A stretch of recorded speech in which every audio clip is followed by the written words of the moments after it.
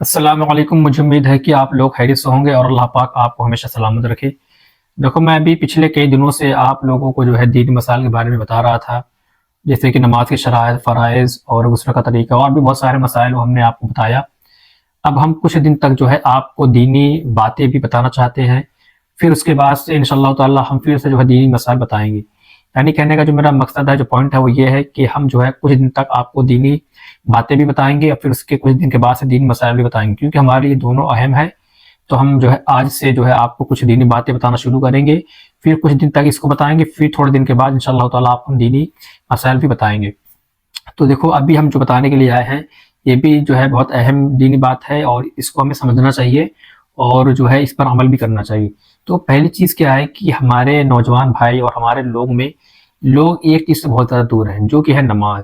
دیکھو، انسان دنیا کے چکر میں رہ کر اپنے کاروبار کے اور اپنے بزنس کے، اپنے جاب کے، یعنی اپنے دنیا کی چیزوں کی وجہ سے انسان نماز کو بھول بیٹھا ہے، جبکہ اس کو حقیقت معلوم ہے کہ دیکھو، رزق دینے والی ذات اللہ رب العزت کی ہے۔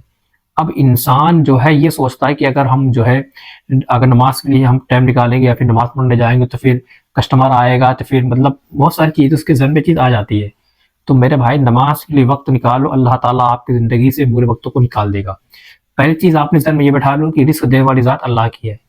اگر تم نماز پڑھو گے، نہیں پڑھو گے، تب بھی اللہ تعالیٰ تمہیں رزق دے گا۔ باقی وہ تو تم نے نماز چھوڑا ہے اس کا معاملہ، وہ تو تمہیں جو ہے میدان محشر کے دن پتہ چلے گا کہ کیا حساب کتاب میں ہونا ہے۔ لیکن اگر کوئی شخص جو ہے کاروبار کی وجہ سے یا کسی کام کی وجہ سے نماز کو چھوڑ رہا ہے تو یہ بہت بڑی غلطی کر رہا ہے، کیونکہ وہ دنیا کے چکر میں اپنے آخرت کو برباد کر رہا ہے۔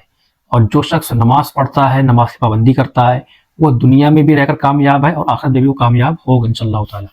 تو میرا کہنے کا مقصد یہ ہے کہ جب آپ کوئی بھی کام میں بزی رہو، مصروف رہو، جو ہے تو نماز کو جو ہے مت چھوڑو، جان بوجھ کر بالکل مت چھوڑو۔ نماز کی جو ہے اہمیت ہے وہ ابھی نہیں، مرنے کے بعد انسان کو پتہ چلے گا، اور تب جو ہے انسان کو سوائے افسوس کے کچھ نہیں ہونے والا۔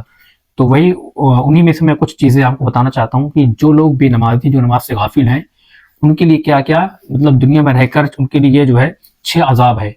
تو وہ میں آپ کو بتانا چاہتا ہوں، تو آپ اس کو سننا اور سمجھنا اور دوسروں تک بھی شیئر کرنا، تاکہ جو لوگ نماز سے دور ہیں وہ اس چیز کو سن کر جو ہے وہ نماز کے قریب آ جائے۔ دیکھو، پہلی چیز یہ ہے کہ جو انسان نماز سے غافل ہے وہ نیک لوگوں کے لسٹ سے باہر رہے گا، یعنی ان کا اس بے نمازی کا جو ہے نیک لوگوں کے لسٹ میں نہیں رہے گا، اس کا الگ رہے گا۔ اور دوسری چیز یہ ہے کہ اس کی زندگی سے برکت ختم کر دی جائے گی، یعنی انسان کو پتہ نہیں چلے گا کہ میری عمر آج 20 تھی تو کب 25 ہو گئی۔ اس کو جو ہے مطلب وہ اس بات کو جو ہے سوچ کر اسے بہت عجیب لگے گا کہ یار اتنی جلدی میری عمر اتنی کیسے ہو گئی۔ یہ 2 چیز ہو گئی۔ تیسری چیز ہے کہ اس کے رزق سے برکت ختم کر دی جائے گی، یعنی اس کے رزق سے جو ہے برکت دور ہو جائے گی۔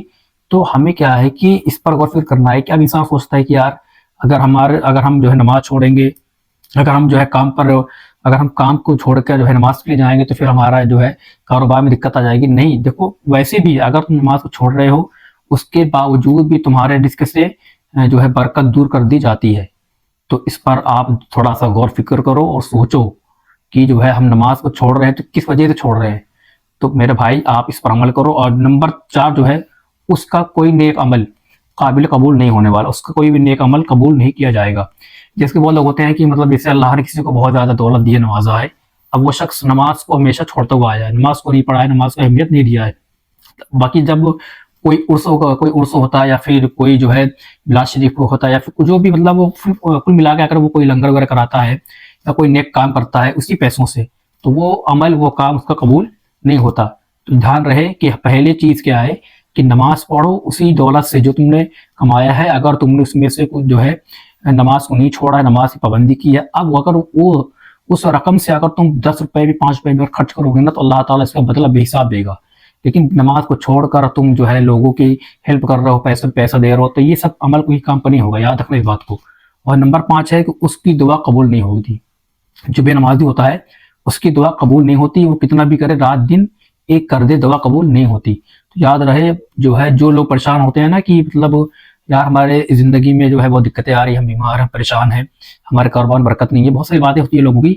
تو وہ لوگ کیا کرتے ہیں کہ اگر کچھ لوگ ایسے بھی ہوتے ہیں کہ وہ اللہ کی بارگاہ میں جاتے ہیں، وہ روتے ہی رہتے ہیں، مطلب جب ان پہ مصیبت آتی ہے تو وہ خوب روتے ہیں اللہ تعالیٰ کی بارگاہ میں آ کے کہ مولا یہ دقت ہے، وہ دقت ہے۔ ٹھیک ہے، لیکن پہلے نماز بھی تو پڑھو میرے بھائی۔ اللہ تعالیٰ جب بندہ نماز پڑھتا ہے تو اللہ تعالیٰ خوش ہوتا ہے. جب تم اللہ خوش رکھو گے تو اللہ پاک آپ کو بھی خوش رکھے گا. یہ بات بھی دھیان رکھنا. اور نمبر 6 ہے وہ نیک لوگوں کی دعا سے محروم رہتا ہے. دنیا میں بہت سے ایسے لوگ ہیں کہ جو لوگ نیک لوگوں کی دعا بھی لیتے ہیں. تو آپ نیک لوگوں کی دعا کتنی بھی لو، لیکن اگر آپ نماز سے غافل ہو تو آپ کوئی کام کا نہیں ہے. نیک لوگوں کی دعا سے آپ محروم ہی رہو گے. تو یہ تمام یہ جو 6 باتیں ہیں یہ بہت اہم ہے. تو آپ اس پر عمل کریں اور دوسروں تک شیئر کریں، اور جتنا زیادہ ہو سکے آپ نماز کی پابندی کریں، اور ہمیشہ اللہ تعالیٰ پر بھروسہ رکھیں. تبھی آپ کے لیے کامیابی رہے گی دنیا اور آخرت میں.